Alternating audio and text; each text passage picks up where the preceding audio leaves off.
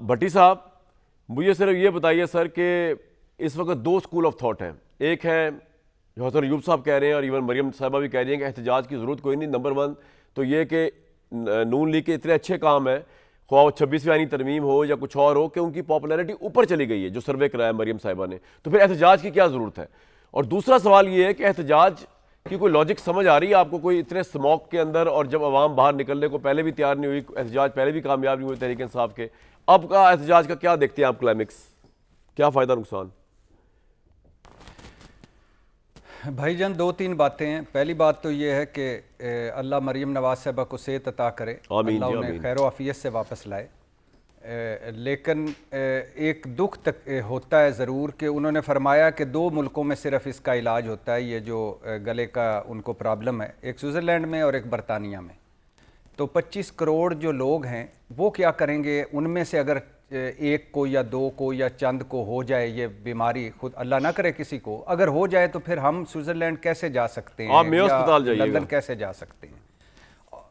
और पहले हाँ डंगर अस्पताल ही जाना पड़ेगा, लेकिन 40 साल 35-40 साल हो गए हैं इनको हुक्मरानियाँ करते हुए। यूरोप जैसे अस्पताल बना दिए हैं इन्होंने पाकिस्तान में, और ख़ुद नवाज शरीफ साहब बजरिया दुबई, लंदन, अमेरिका जाते हैं, शहबाज शरीफ साहब के चेकअप होते हैं लंदन में, आसफ अली जरदारी दुबई में, और खैर से मरियम नवाज साहबा अब स्विट्ज़रलैंड और लंदन में। तो अल्लाह बहरहाल जी पैसे वाले लोग हैं यार, आप पता नहीं जेलस क्यों फील करते हैं। अल्लाह आपको भी तौफीक दे यार, आप स्विट्ज़रलैंड में इलाज करवाएं अपना, आप जेलस हो जाते हैं। बहरहाल दूसरी बात यह है भाईजान के उन्होंने एक सर्वे करवाया है। हालांकि मेरा मानना है कि 90% सर्वे जो हैं वो जाली होते हैं, डेस्क वर्क होता है, एजेंडा बेस होते हैं, पैसे लेकर किसी ख़ास मकसद के लिए कराए जाते हैं। और मेरा ये भी मानना है कि 3000, 2000, 1000 बंदा 11 करोड़ पंजाब के जो सर्वे हमने देखे, ये तो अभी खैर सामने ही नहीं आया, जो देखे उनमें 3000, 4000, 5000 बंदा 11 करोड़ लोगों की रिप्रेजेंटेशन कर रहा होता है। खैर, अब मैं मरियम नवाज साहबा से पूछना चाहता हूं कि लेकिन चूँकि मरियम नवाज साहबा ने कहा है, दुख्तरे मेरे महबूब कायद ने कहा है, तो मैं ज़रूर इस पर बात करूंगा कि ये जो सर्वे है ये कहाँ हुआ है? स्विट्ज़रलैंड में हुआ है या बरतानिया में? और मतलब जनेवा में हुआ है या लंदन में हुआ है? और मुझे लगता है जनेवा में हुआ होगा, क्योंकि वहाँ 3 अफराद पर मुश्तमिल अवाम का जो जम्मे गफ़ीर था, लाखों का मजमा, जो एक बैनर लेकर मरियम नवाज साहब और नवाज शरीफ साहब के हक़ में नारे लगा रहा था, मेरा ख्याल है वो भी इसी सर्वे में होंगे। और बाकी जो होंगे वो शहबाज शरीफ साहब होंगे, नवाज शरीफ साहब होंगे, हमजा शहबाज होंगे, और जो स्विट्ज़रलैंड में बैठकर जहरीली स्मोक से दीवानावार लड़ रही थी मरियम औरंगज़ेब साहबा भी होंगी इसमें। तो अगर ये लोग हैं सर्वे में तो वाकई तरीके इंसाफ नीचे जा रही है और मुस्लिम लीग ऊपर जा रही है, और दुआ करें कि ज़्यादा ऊपर ना चली जाए। 8 फरवरी 2024 को तो ऊपर ज्यादा चली गई थी, लेकिन अब तो लगता है जुबैर साहब भी आज अफसोस कर रहे होंगे ना, नून लीग क्यों छोड़ी जब वो इतनी ऊपर जा रही है, जिस तरह आप भी बता रहे हैं। जी कंटिन्यू करें प्लीज। जी बिल्कुल बिल्कुल। बहरहाल मरियम नवाज को कहकर एक सर्वे करवाया, और फिर मरियम नवाज ने मरियम नवाज को बताया कि मरियम नवाज की पार्टी ऊपर है। और यार भाई समझ नहीं आया आपने क्या कहा? मरियम नवाज साहिबा ने मरियम नवाज को साहिबा कह के सर्वे कराया, और फिर मरियम नवाज साहिबा ने मरियम नवाज को कहा कि ये सर्वे है, आप ये कह रहे हैं? जी अल्हम्दुलिल्लाह। मेरा ख्याल है मैंने फ्रेंच में या अंग्रेजी में तो नहीं कहा, अंग्रेजी तो मुझसे आप ज्यादा बेहतर जानते हैं। दूसरा एक उन्होंने लफ्ज बोला है फितना और इंतशार पार्टी जी, और अब यही वो बात है कि जरा जुबान मुलायजा फरमाएं, फितना और इंतशार पार्टी।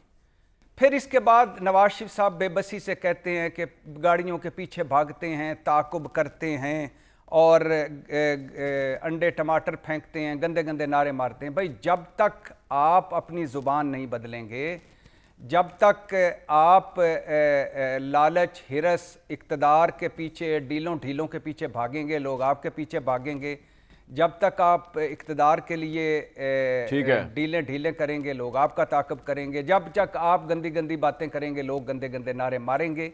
लिहाजा खुदा के लिए अपनी ज़ुबान बदलें। तीसरी बात जो अभी आपने कही कि वैसे एक सर्वे मैंने भी करवाया अपने घर में मरियम नवाज साहबा की तरह, और मैं 2-1 से दुनिया का नंबर 1 तजियाकार साहब मुंतखब हुआ हूँ, तो इस पर आप यकीनन मुझे मुबारकबाद देंगे इंशाल्लाह। तो मरियम नवाज साहबा जितना ही मेरा भी क्रेडिबल सर्वे है, और मैंने भी ये अभी पब्लिक नहीं करना, मैंने बस पॉइंट आ गया जी आपका, यही काफ़ी है। बिल्कुल ठीक है। तो अब एक दो बातें। एक तो मेरे भाई ने अभी कहा कि मौलाना के दर पर पीटीआई आती रही, बिल्कुल आती रही, लेकिन मौलाना दर पे सिर्फ पीटीआई आती थी, बार भी कुछ और भी कुछ लोग आते थे, बार बार, और फिर इलेक्शन की वीडियोस एडिट करके धांधली का शोर मचाया गया। मैं कुर्बान जाऊं, 77 साल का सबसे बड़ा झुरलू इलेक्शन जिस पर सारे मुत्तफिक हैं, मेरे भाई हसन अयूब के बगैर के बिना, सारे के सारे, जीतने वाले हारने वाले, मुस्लिम लीग नून वाले, पीपल्स पार्टी वाले, पीटीआई वाले, मौलाना साहब, सब के सब मुत्तफिक हैं कि ये झुरलू इलेक्शन था। मौलाना साहब ने कहा असेंबलियां बेची और खरीदी गई। हसन भाई आपकी अभी बारी आएगी, you have a right to respond. अब पहले ये कंप्लीट कर लें भट्टी साहब। जी भट्टी साहब कंप्लीट कर लें। जी, मैं 2018 की बात कर रहा हूँ, वाकई उसमें भी, और 2013 की भी बात कर रहा हूँ, 2007 की भी बात कर रहा हूँ, 2002 की भी बात कर रहा हूँ। लेकिन इस जैसा झुरलू इलेक्शन, और आप कह रहे हैं कि वीडियोस एडिट करके ये बताया गया है। यानी अगर आप ये तवक्को करते हैं कि कोई आपको कहे कि 2018 में रिग्ड इलेक्शन हुआ था, तो इतना तो माने कि ये झुरलू इलेक्शन हुआ था। तो खैर से खैर, वो आप, उनकी राय है, मुझे एहतराम है उनकी राय का।